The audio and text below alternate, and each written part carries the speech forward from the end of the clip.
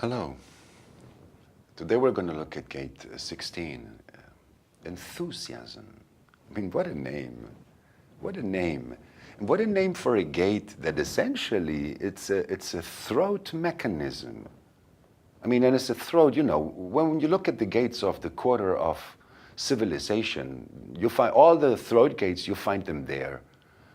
And what is interesting is that if you put the 16 gates of the quarter of civilization in the body graph, what you get is a reflector. You see, there are gates, they don't have a criteria. And it's quite something to imagine that there is a mechanism that is ready to be enthusiastic without criteria, just as a mechanism, you know? I mean, really like what you call looking forward to, you know? Looking forward to try this, to try that. After all, as a voice, this is the voice of experimentation, this readiness to experiment enthusiastically. And of course, you have to see, you know, like a little child that is just doesn't know anything, doesn't know that it can hurt itself, and the readiness of a child to experiment. Because, you know, there's this deep stimulation that is visual, and that is acoustic, and that is, you know, of all kinds. It's life.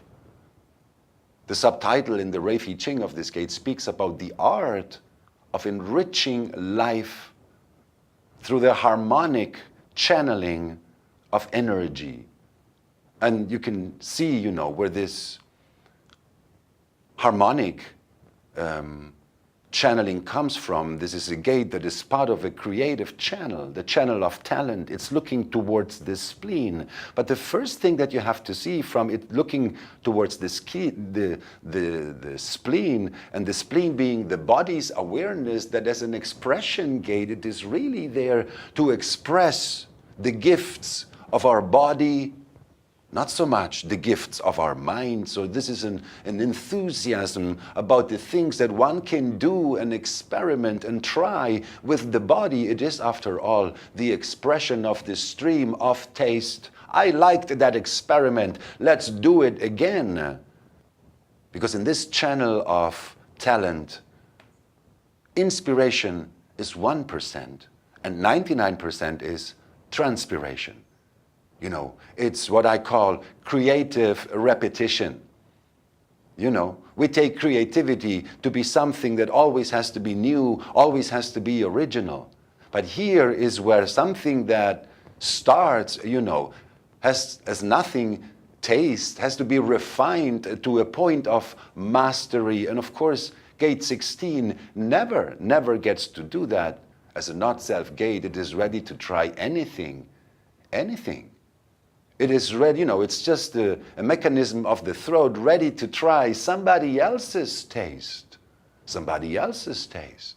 Not only ready to try, this is a gate of deep identification to identify with the taste of others. And because it is extreme, it is a gate that is part of a stream that is deeply connected to authorities and the fears of authorities and the fear of inadequacy that comes from gate 48. It is not only ready to try, it is ready to identify with it as if it was its own in order to not feel inadequate. In the not-self, I mean, this is a gate that is constantly looking for everybody's approval, you know. These are people that are constantly, you know, looking when they say what they like, you know, if everybody else likes it, if there's somebody who doesn't like it, and they will immediately identify that the fact that the other people don't like the same means that they don't like them. In that sense, you know, in the not-self, this can be a gate that is deeply traumatized, you know, by the criteria of whatever the authorities happen to be that conditioned it in its early childhood.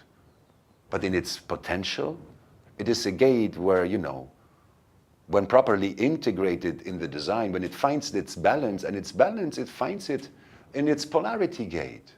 Gate 9, the gate of the sacral.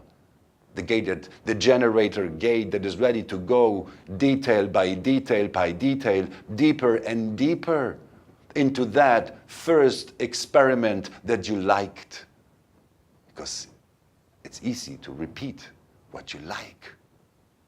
You know, it's hard to repeat what you don't.